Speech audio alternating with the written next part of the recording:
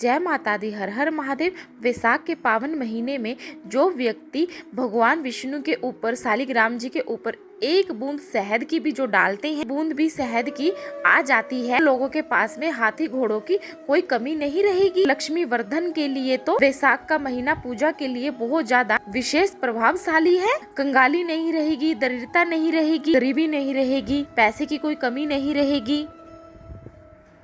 के घर का पैसा कहीं भी गलत जगह में उपयोग नहीं होगा। धन आना और अच्छी जगह पर लगना, यह भगवान की बड़ी कृपा होगी। पैसा बड़ी मेहनत से कमाया जाता है। जार में मारा जाए, लोग चोरी कर कर ले जाए, या किसी को आपने एक बार दे दिया वहाँ से वापिस ना आए, बहुत ज्यादा भारी कष्ट होता है। यहाँ नारद जी कहते हैं, वर्णन किया गया है, वैसाख मास की आराधना धन का दुरुपयोग होने नहीं देती। ये बहुत बड़ी बात है। यदि आप हमारी बातों का विश्वास कर रहे हो, आपको लग रहा है कि उपाय हम आपको सही बता रहे हैं, एक महीने की ही तो बात है, सिर्फ वैसाख के महीने की 30 दिन की तो बात है, जिसमें से 4 दिन तो निकल ही गए हैं। आप लोगों के लिए तो सिर्फ यहाँ पर एक ही महीने की बात बोली जा रही है, 30 दिन की तो बात है। इस वैसाख के महीने को आप हाथ से निकलने ना दें। भोर का स्नान तो वैसे भी आनंद देता है। यदि कहीं भी आपको व्यवस्था मिल जाए तो मधुमक्खी का शहद, मार्केट में तो ना चीनी का, शक्कर का घुला हुआ ज्यादा शहद आता है। अगर आपको प्योर शहद मिल जाता है कहीं से, वह भगवान विष्णु पे शहद अर्पित करते हैं, तो उनके घर में कभी भी हाथी घोड़ों की कमी नहीं रहती, संपदा की कोई कमी नहीं रहती। वैशाख के महीने में भगवान विष्णु का, नारायण का,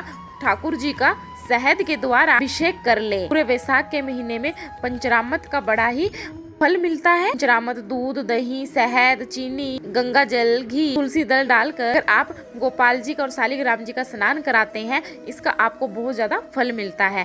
शंख की इतनी बड़ी महत्वता है। वैसाख के महीने में अगर आप शंख से भोग लगता है, महीना शंख के पास शालिग्राम को रख कर खीर और पुए का भोग लगता है। एकादशी के बाद द्वादशी को ब्राह्मण को खीर और पुए का भोग लगता है। खीर और पुए का भोजन कराने से संपूर्ण धरती के लोगों को भोजन कराने का फल प्राप्त हो जाता है। वैसाख महत्तम द्वादशी के दिन खीर पुए के संग जो माल पुआ होता है। एकादशी के दिन पहले दिन तो देखिए फलहार होता है, सिर्फ फल ही खाना होता है, और जब दूसरे दिन जब भोजन होता है उस दिन द्वादशी होती है। उस समय 10,000 लोग खीर का और माल पुए का जब आप भोग लगाते हैं अपने घर में, ठाकुर जी को, ब्राह्मण जी को खिलाते हैं, सब परिवार खुद खाते हैं, इसका आनंद ही आपके जीवन में अलग होता है। पुराण में लिखा हुआ है कि अमावस्या के दिन नंदी जी को आटा भूनकर शुद्ध देसी घी में लड्डू बना कर के ही नंदी जी को आप अमावस्या के दिन खिला दिया जाए। खानदान में किसी की अगर अकाल मृत्यु हुई होगी, कभी उद्धार कल्याण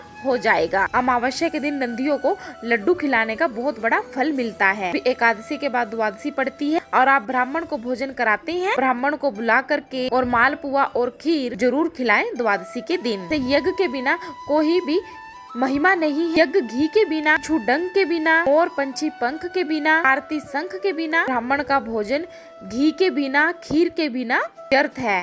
मीठे के बिना से मीठा घरत का पकवान जरूर खिलाएं। ब्राह्मणों को पूरी खिलाएं, दाल भात ना खिलाएं, पूरी खिलाएं, खीर खिलाएं, ब्राह्मणों को भाव से खिलाओ।